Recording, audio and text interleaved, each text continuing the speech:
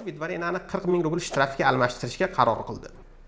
Assalomu alaykum. Bugun yana bir g'alabamiz haqida batafsil ma'lumot bermoqchimiz. Shohruxbek 21-sentyabrda chegaradan kelib, 30-sentyabrda patentga topshiradi.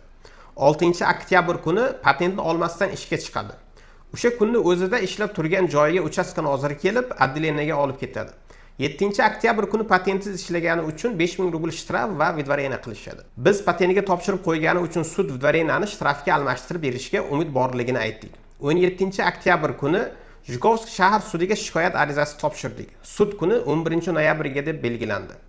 Sudga ishni ko'rib chiqib patentiga topshirib qo'yganini inobatga olib, vidvarenani 40 ming rubl shtrafga almashtirishga qaror qildi. Sudning bunday qarorga kelishiga yana bir sabab protsessual xatolik bo'ldi. Qonunga binoan uchastka noziri huquqbuzarlik joyini ko'zdan kechirganda ikki guvoh ishtirok etishi yoki bo'lmasa jarayon videoga olinishi kerak edi. Bu talabga amal qilinmagan.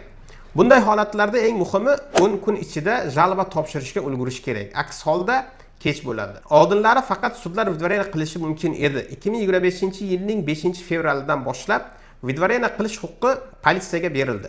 Politsiya tomonidan chiqarilgan постановленияларga 10 kun ichida jalba topshirilmasa, keyin iloji yo'q.